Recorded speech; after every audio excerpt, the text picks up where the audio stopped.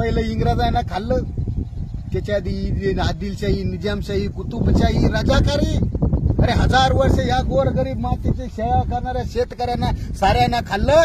भारत स्वतंत्र झाला, 75 वर्ष झाले. ह्या मादरचोद हरामखोर नालायक आमदार, खासदार, मंत्री, संत्री, सरकारी अधिकारी यांनी गोरगरिबाला त्या ठिकाणी लुटलं. मला सवाल आहे, या महाराष्ट्राचे मुख्यमंत्री शिंदे बिंदे आणि या देशाचा पंतप्रधान नरेंद्र मोदी 8000 कोटीचं इमान घेऊन पळतो, 50-50 लाखाच्या घड्याळी वापरतो. लाज कशी वाटत नाही? अच्छे दिन आएंगे, अच्छे दिन आएंगे. व्यापाऱ्याचे अच्छे दिन आले, शेतकऱ्याचे का आले नाही? सर्व्हिसवाल्या, नोकरीवाल्याचे लोकांचे अच्छे दिन आले. अरे एक साधा तलाठी 18,000 रुपये पगाराच्या तलाठीचे 2-2 कोटीचे घर आणि 2-2 50-50 लाखाच्या गाड्या कुठून येते या? अरे हा तहसीलदार, हा बीडीओ, कलेक्टर कुठून कमवतो हा पैसे? साधा गावामध्ये येणाऱ्या ग्रामसेवक त्याच्याकडे 50-50 कोटीची इस्टेट येते कुठून? हा कलेक्टर, याला 1 लाख रुपये पगार आहे, 50-50 हजार कोटीचे याच्या घरामध्ये मोठाले बंड निघते. तेव्हा तुमची लाज कुठं जाती? हरामखोर नालायका हो. आमच्या गोरगरीब शेतकऱ्याच्या पोरांच्या मतदार नावावर निवडून येणाऱ्या नालायक आमदारा, खासदाराला मला एवढंच सांगायचंय, बेटा हो, आम्ही रात्रंदिवस शेताची सेवा करतो, या काळ्या मातीची सेवा करतो. आणि आमचा बाप, आमचा पोरगा देशावर, देशाच्या सीमेवर स्वतःच्या प्राणाची आहुती देतो. तुम्हाला लाज कशी वाटत नाही?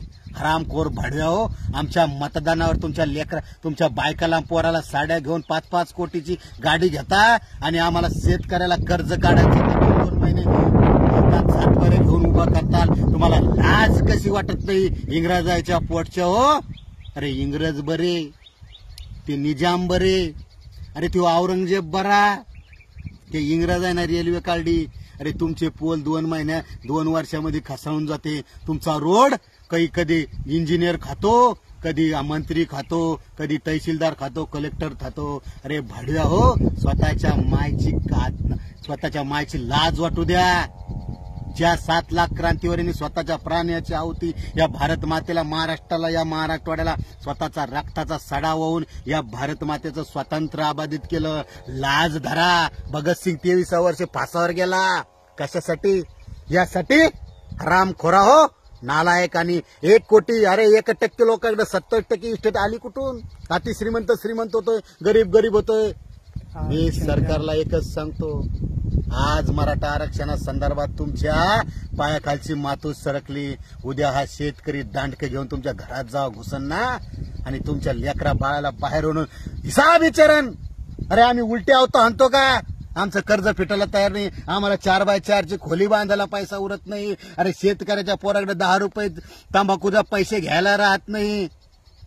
तुमच्याकडून आले कुठून? आमचं मतदान घेताना. अरे भाड्या हो, आमचाच टॅक्स घेता, आमचं जीएसटी घेता आणि आम्हाला शहाणपणात स्वतः करे.